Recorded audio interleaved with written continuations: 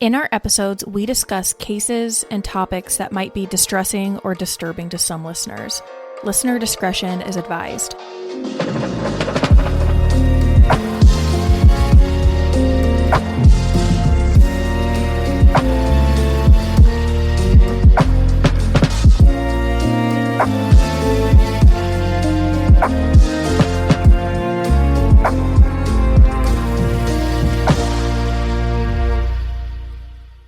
Welcome back, everybody. Over the last few weeks, we have gone over just some of the cases of the known and suspected victims of Mike DeBardeleben. That was Jean McFall, Edna Terry McDonald, Mary Bobo Shin, and Joe Rapini. But there were so many more victims, and many that survived, whether because they fought back or because DeBardeleben let them go. Today, we are going to talk about some of those stories. Now, some of them are similar to the ones we've already talked about, but some are very different. I want to put a note again right up front that I am using the book Beyond Cruel as my primary source for really all of these episodes on Mike DeBardeleben. I will link it in the show notes if you want to purchase it. There is a ton of information in there. Now, I also tried to find local news articles on some of these survivor stories when I could, but the survivors' real names are not shared. They go by different names in the book, and I tried to find articles around that same time period and all of that, but I just wasn't able to find a lot. So this book is really going to be my primary source. I highly recommend you purchase it and read it if you want to learn more. So with that being said, let's get started. The first survivor story we are going to talk about is that of a 19-year-old woman who is referred to as Lucy Alexander. This story takes place in Delaware in September of 1978. Over Labor Day weekend, Lucy Alexander went camping with her boyfriend along the Indian River, which is in southeast Delaware near the Maryland border. But they also spent the weekend going to bars. On Sunday, September 3rd, Lucy and her boyfriend had been out partying, and eventually the two got into some sort of argument, and she left the bar they were at and started walking back to their campsite. Now, it was a really long walk. It was at least over 5 miles.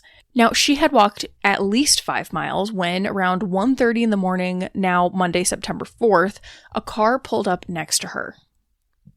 It's described in the book Beyond Cruel as being a dark, late-model luxury vehicle, and the driver was a dark-haired, clean-shaven white male wearing a blue, leisure suit, and Lucy later described him as being very thin and wimpy-looking. Now, when the man pulled up in his car, he asked her where she was headed. She said the Indian River campground, and the man said he was headed that way and asked if she needed a ride.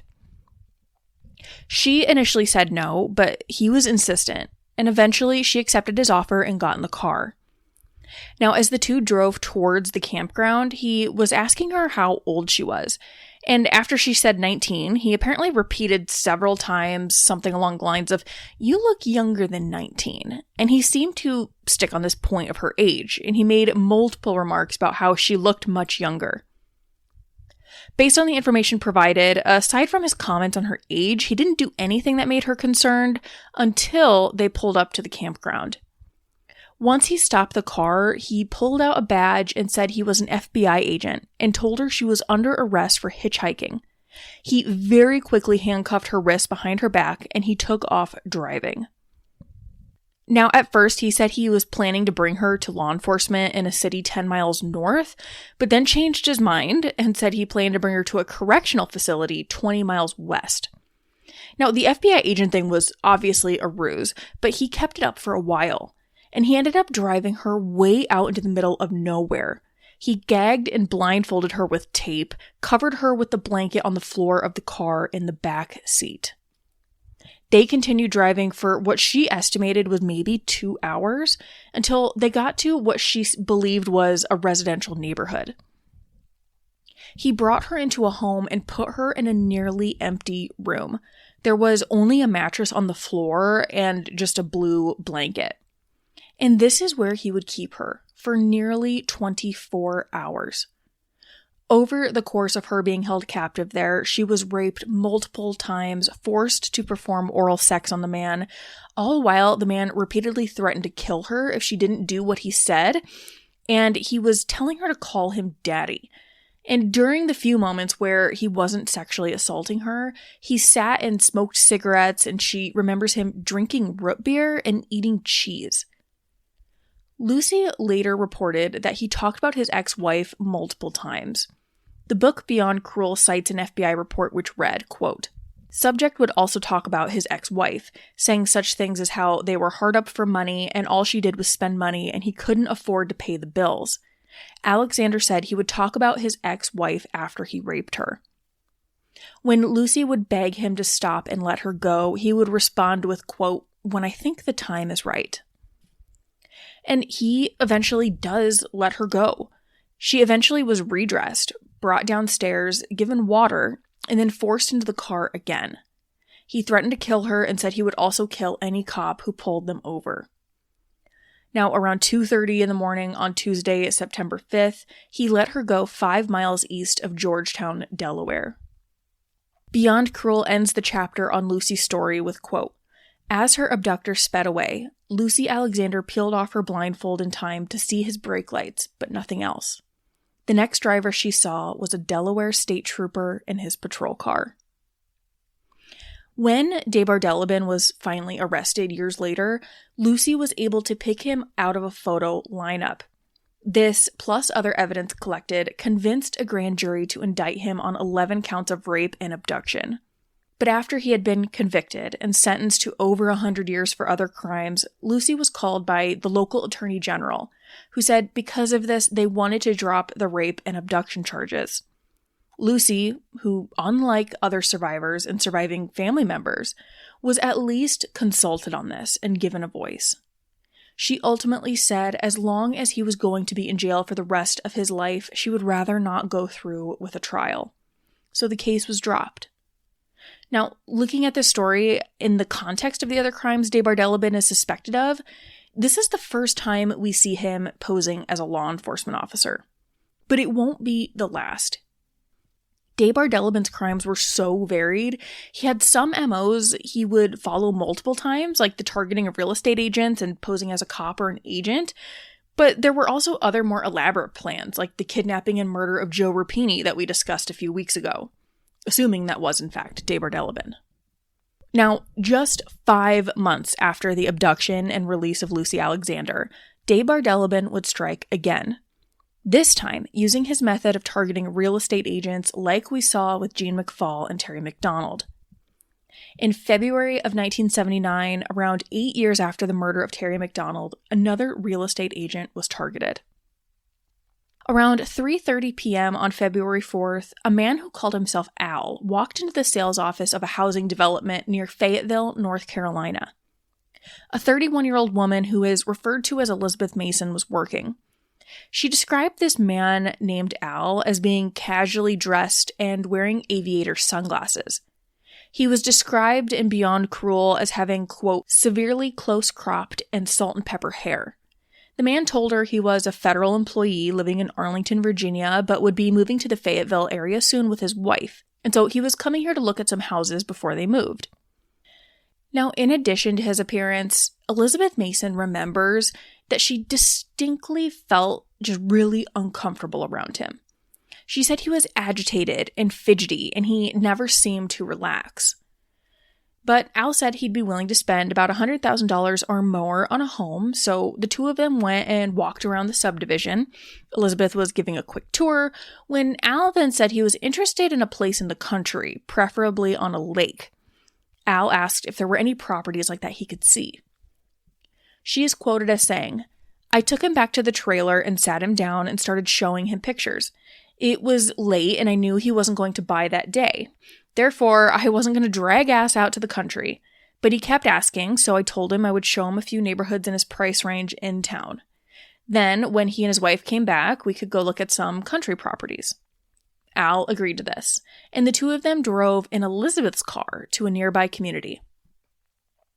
The two looked at one home, but Al said he was running short on time, And he said he wanted to go back to that original office they were at to pick up his car. And he said he didn't think it was safe being left parked there. So they got back. Al picked up his car and he parked it at a church. So that uncomfortable feeling that Elizabeth had was really only growing. And it was now more this feeling of dread.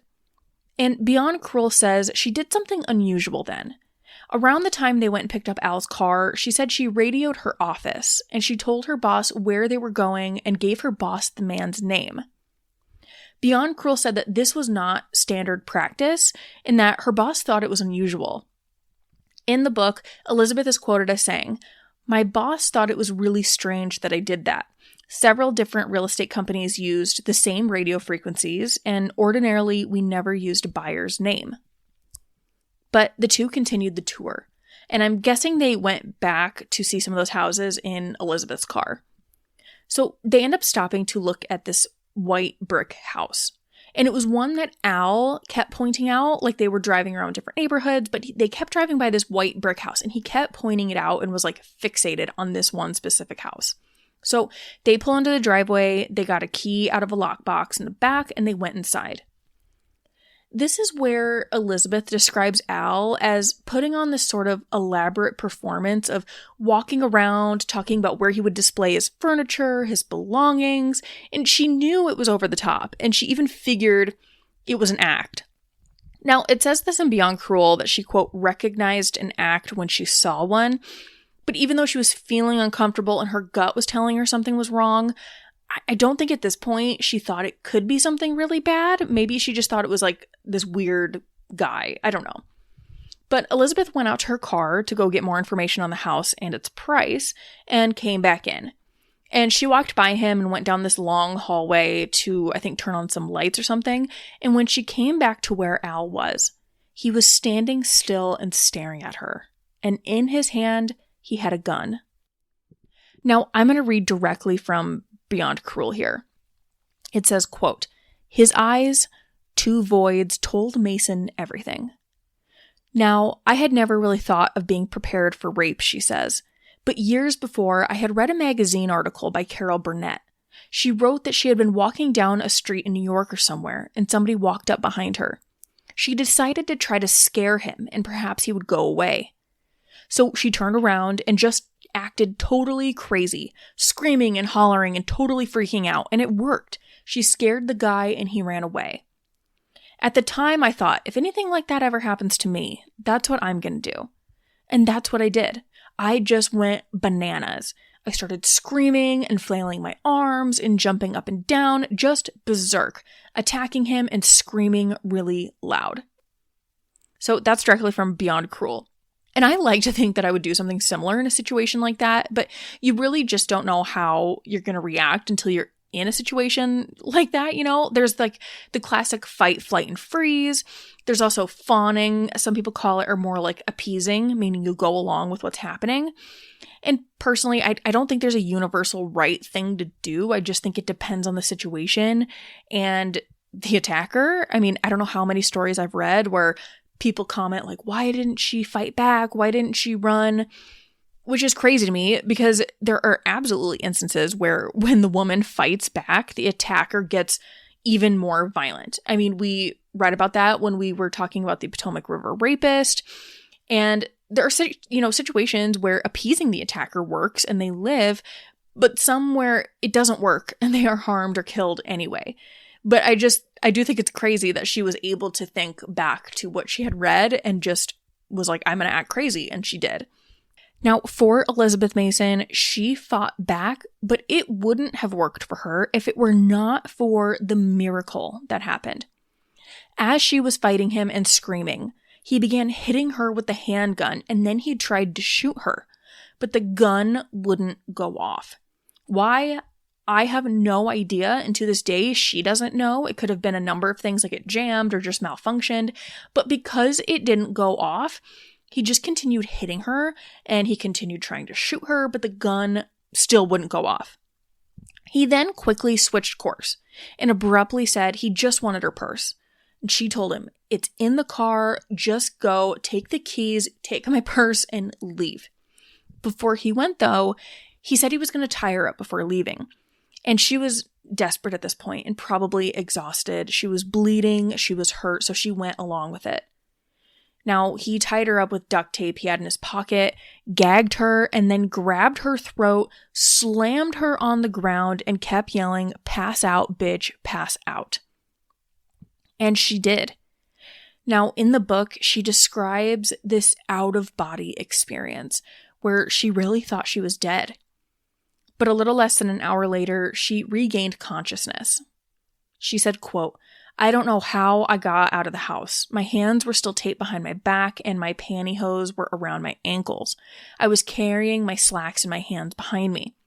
She walked through a bush to the front porch of a neighboring home where they called police. Elizabeth was brought to the hospital and she needed 31 stitches in her head. She had been brutally beaten by this man named Al. But unfortunately, the investigation didn't really go anywhere. They eventually found her car and her purse was gone. Now, a reward of $10,000 was put out by fellow realtors for information leading to the man's arrest, but they never found him. They did, though, get a tip from a man who said he, quote, "encountered a blood-covered individual struggling to open Elizabeth's vehicle." The man said he had been injured, and the witness helped him find the proper key to get into the car. And, the guy's hands were covered in blood, but this guy apparently just didn't think this was odd, didn't call police or anything. That's crazy. But now, 5 years later, in June of 1984, Elizabeth Mason got a call from her brother. He had heard about a man named Mike DeBardeleben who was arrested and had been linked to the murders of 2 realtors, Terry McDonald and Jean McFall. And their stories sounded almost identical to what Elizabeth had been through. Eventually, Elizabeth got in contact with police, and she was able to clearly pick the man who called himself Al out of a photo lineup. It was Mike DeBardeleben. But police didn't prosecute him. Elizabeth is quoted as saying, "I wanted to prosecute, but they didn't want to. I was told we were so far down the line behind other cases that they didn't want to spend the money. And I was told all they had was my identification. Well, that seems inconceivable to me. What about all the blood in that house? There must have been some fingerprints. And my car. He drove my car. I cannot figure out why he wasn't tried." It is a miracle that Elizabeth Mason is alive, and it's a tragedy that, like so many other victims of DeBardeleben's and their surviving families, they never got the justice they deserved. Now, in June of 1979, DeBardeleben struck again, this time in Maryland. A 21-year-old woman referred to as Lori Jensen worked at a convenience store, and just before midnight on June 1st, she was closing up the store. Now, she had a short walk back to her apartment, and when she was literally just half a block away, a dark blue 2-door sedan pulled up and stopped beside her. She described the guy inside as being a white male, and she remembered him wearing a blue leisure suit. He identified himself as police, waved a badge at her, and told her to get in the car, which she did. He told her he had to ask her a few questions, and said that there had been a robbery nearby by a man and a woman, and he thought she was responsible. She insisted she had nothing to do with a robbery. She had been at work since the early afternoon, and she said her boss could verify this. The man said he would drive her to her boss's home, and they started heading that way. But he kept driving, and eventually told her she was under arrest for robbery. Now, he handcuffed her, and just like with Lucy Alexander, she eventually realized this man was not a law enforcement officer. He drove her to a rural area and stopped the car. Now, according to police reports, Lori was able to get out of the car and tried to run, but he caught her, put handcuffs around her ankles, wrapped tape all around her face and neck, and told her that he would kill her. He put her on the floor of the car and began driving around again for, just like with Lucy, around 2 hours. They eventually get to a residence, and he brings her inside through a back door, guides her through a kitchen and into a bedroom that she said had an alarm on it that would buzz when the door opened, which is terrifying. She described the residence as being small and dirty. She said there were Pepsi bottles and boxes and trash just littered everywhere.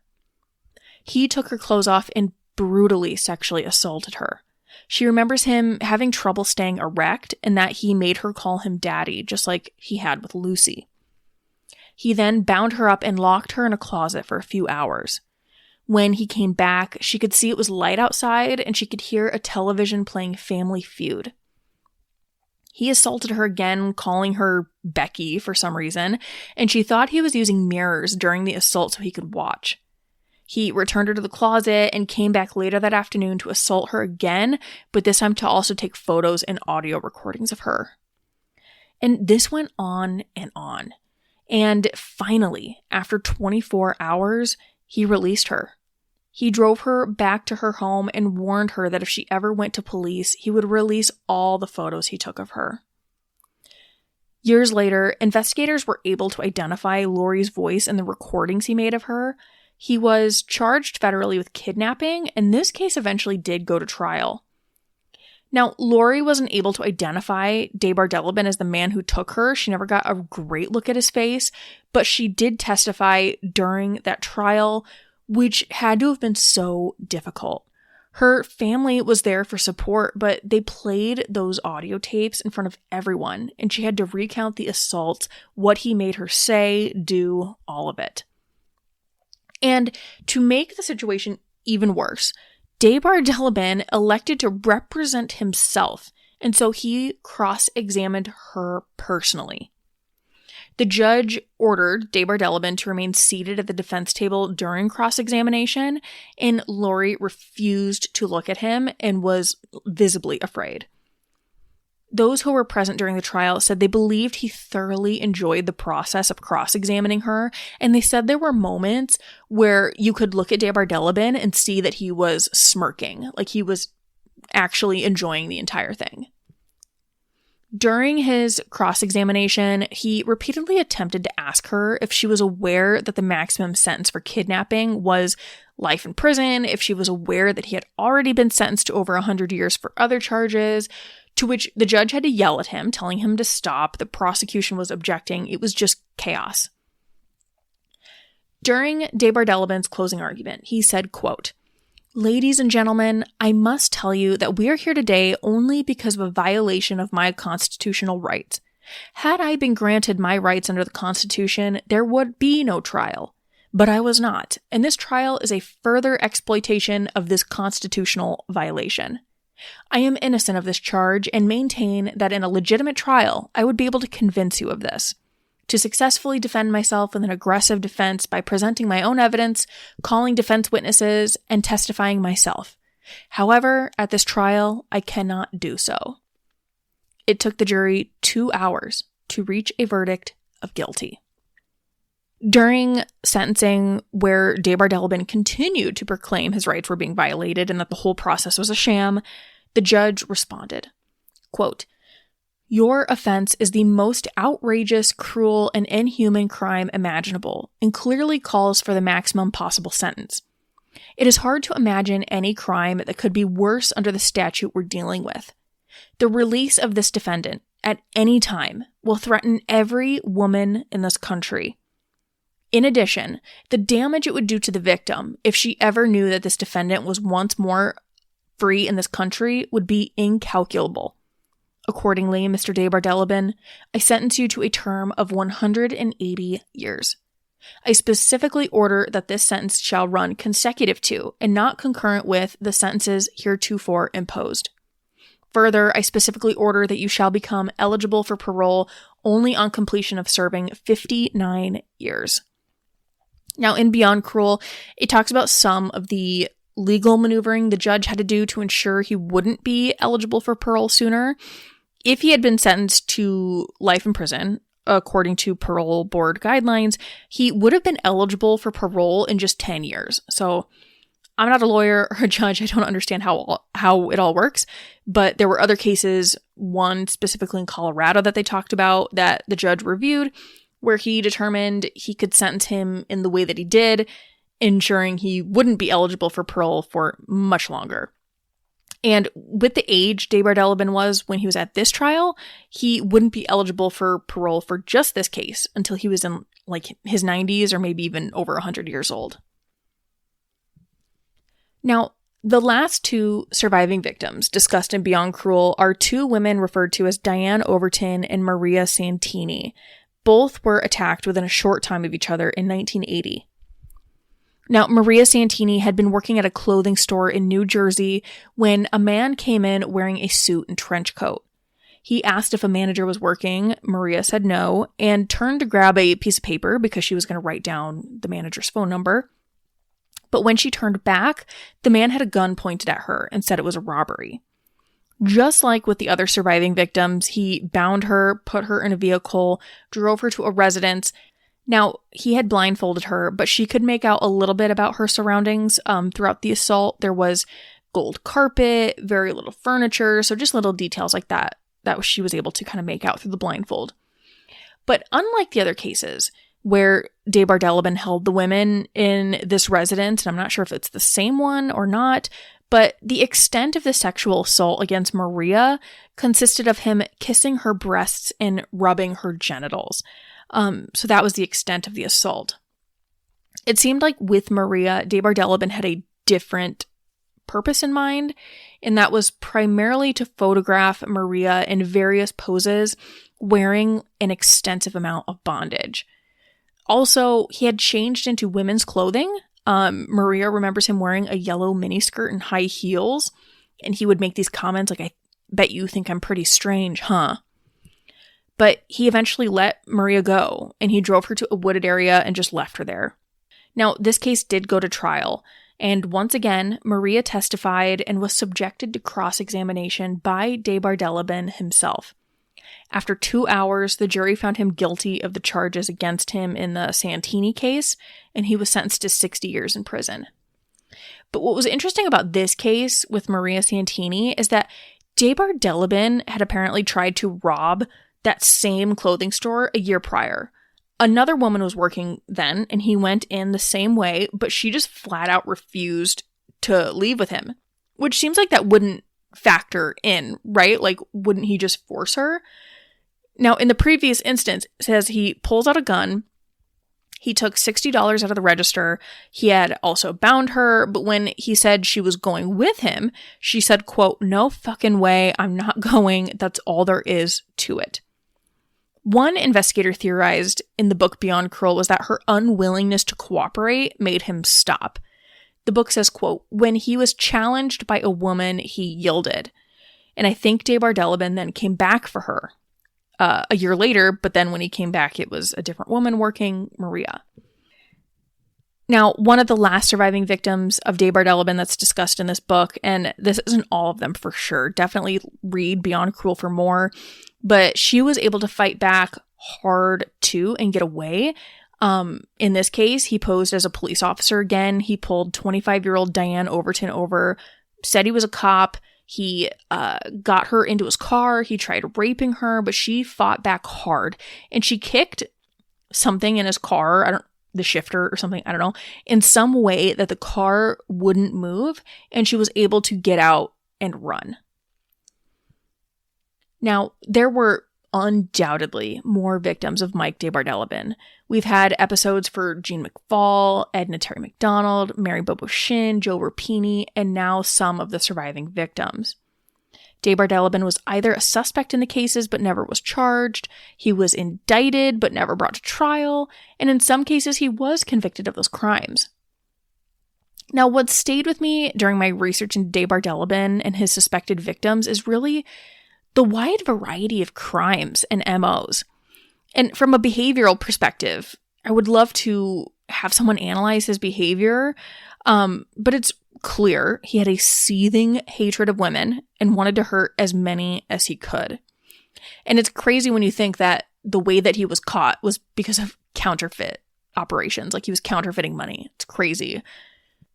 Another thing that's really stuck out to me, though, has been the varying degrees of justice the victims and surviving family members have received, right? We saw with Jean McFall and Terry McDonald that prosecutors declined to move forward with trying him for those murders because he'd already been sentenced to hundreds of years combined for other crimes. They talked about money, logistics, all of that, but the families weren't consulted about this. And that is what I think really gets me. They had no say. And we saw in today's episode, right? Some of the survivors were consulted and given a choice of whether or not they wanted to continue with the trial, and some chose to and others didn't. Both of those, I think, are valid decisions to come to, and I can't imagine how tough it would be to make that decision, right? I mean, going on with a trial like this can be so re-traumatizing for survivors. I mean, with the women we talked about in today's episode, they were subjected to really personal questions, seeing photos of themselves being abused. They had to listen to audio tapes of the abuse and had to endure cross-examination from the man who kidnapped and raped them. I want to do an episode eventually where I talk to someone about the challenges victims face in our criminal legal system, because that's such an important topic, but that will definitely be an episode for another day. Now, in our next episode, we will be talking about Mike DeBardeleben himself. I want to understand his upbringing, his life, where things might have gone wrong for him, and his eventual incarceration and death. And to wrap this up, right, our original intent of this series, I want to know if he could have been responsible for the murder of Dorothy Miller in Burlington, Iowa in August of 1969. So far, in all of my research into his victims and his life, I haven't found anything placing him in Iowa during that time, but I also haven't found anything showing where he was at all. I do have a FOIA request in with the U.S. Secret Service because it's been widely reported that he kept meticulous notes on his travels and activities, and that he had photographs of some of his victims, and that not all of them were identified. We will see if I can get that FOIA request back in time. I'm sure it'll take much longer. If that's the case, we'll save it for another episode. So we are almost done with this DeBardeleben series, and I want to thank you so much for listening, and we will see you next time.